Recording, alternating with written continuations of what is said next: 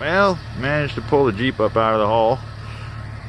Gonna go ahead and put some air in that front tire and then go over and check out why we bought the LX25. Here we are over at my in-laws, not far from my little spot. Hope it's not too windy. But we had a wicked windstorm last night, and I haven't been over here and I haven't been out in the woods here all winter actually, which is different I usually had. So there's 77 acres here. A lot of it's field, but a lot of nice trees, and you know, this is why getting that mill is definitely going to work for me.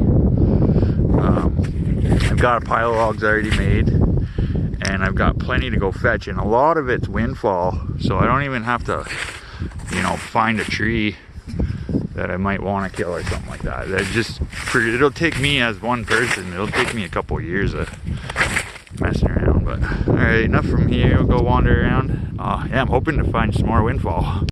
Yeah, and we still got quite a bit of snow here, but man, I gotta tell you that the last couple of days, they're probably the biggest snow melting event I have seen in quite some time, if not ever.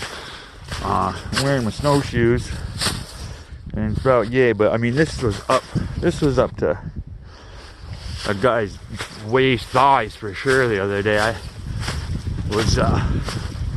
And I'm hoping we're supposed to have this bad weather come through and get real cold again, and I think I'll melt enough to where when it gets cold I'll be able to drive on it with a tractor. Because what I like to do myself is do as much of this cutting and dragging around in the woods as possible while there's still snow on the ground. Then I don't there's a lot of really nice moss in the woods, and you know, we personally own this. It's not like a logging site. We want to trying to upkeep it, so if I go in and tread lightly, it ends up working out pretty good. When there's snow, some of those early trilliums and stuff like that I don't want to mess with. So it looks like we're shaping up to have a perfect situation here. Crossing fingers. This is another thing that really makes sense for me, is right over there is all white pine, and we come in here and there's a nice little pocket of red pine right here. Nice little white pine patch over there. When they replanted this land after they cut it, there's nice little pockets of certain types of timber, so it's pretty great. Yeah, and then this patch is one of my favorites. A lot of cherry right here, right on the edge. A couple real nice ones. They've reached maturity. They're starting to break apart, so you know, that'll be some happy cutting. Some of this buckthorn, some older ones. I think gonna be able to mill up some of the butts and make some pretty cool figured wood with that. Pretty excited. Yeah, and one of the other things that's pretty sweet, a lot of these nice trees I'm gonna be able to snag it right along the edge of this field. And I tell you, when you don't have to wrestle through the forest, it sure does make it nice. And I don't have a winch yet, so that's some beautiful pines right there. Between me and you, I was kind of hoping one might have fell. I don't know if you can see right over in there. A couple of good sized poplars tipped over. If anybody's watching this and want to make a comment, what do you think about cutting poplar? There's a lot of it here. I could cut all of it all day long. We're in a land use program, and so I'm limited on certain things. That's why all this windfall is pretty nice. Here we start getting into some nice stuff here. Some bigger pine, but a lot of pecker poles they call them. Hemlock, spruce, a few white pine. These are the ones that are tipping like crazy. I'd be surprised if there's not several. This one down, this came down last year, but so that's going on the mill. Nice spruce, probably about 15 inch, something like that. So that makes it easy figuring out what you're gonna cut. Oh man, I see we do have a bunch going on down here.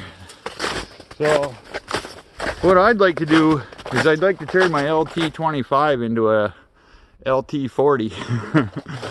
Or my LX25 into an LT40 is what I'd really like to do. It's But it makes sense for us to spend, you know, $4,500 on a mill. We've got a bunch of building projects, and I'm telling you, we need a lot more than $4,500 worth of wood. The wood's sitting here. So the thing is like we bought it. I think I'm gonna do awesome on lumber. But I really would love to turn it into a business, you know. I used to be a tree climber, and I just addicted to sawdust. So when I was younger and I got hurt, I was like, man, I'd like to run a sawmill when I got a little older. So here we are, and dream coming true.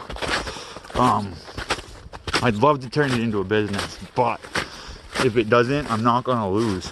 So that I'm pretty excited for. Did I mention I'm pretty excited?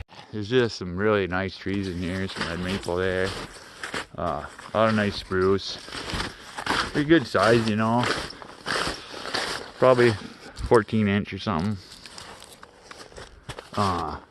Some of it's too big, quite a bit of the mature stuff too big for the LX25, but I think what's going to happen is hopefully by the time I get around to needing a bigger mill, I would be able to have this one pay for itself, ideally.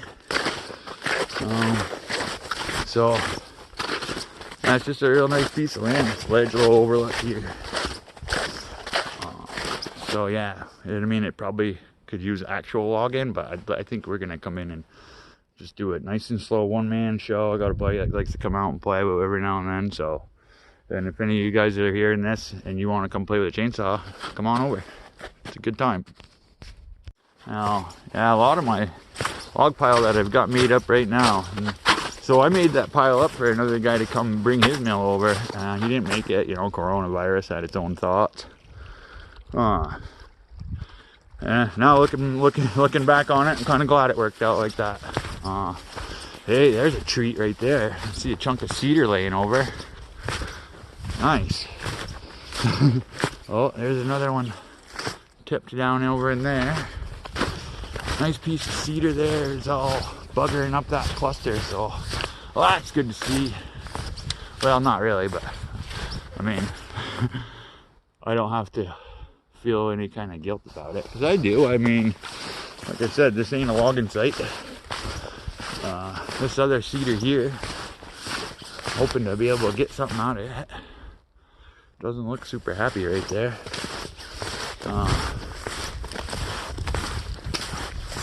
Trying not to ramble too much, but here's another one down here.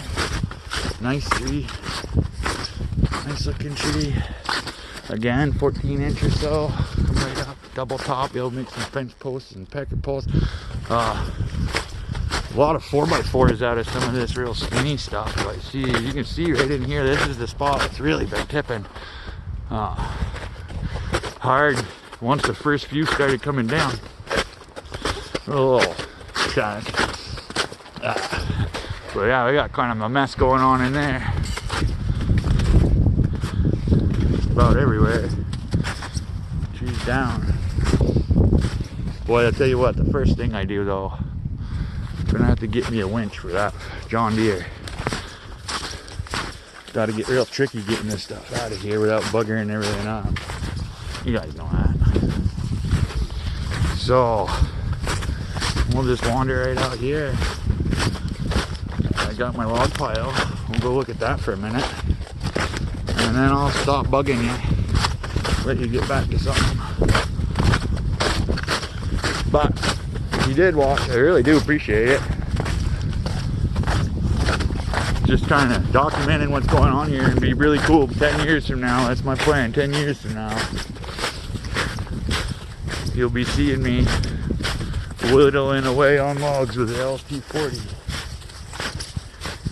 So that's a nice little stack there you got to start with.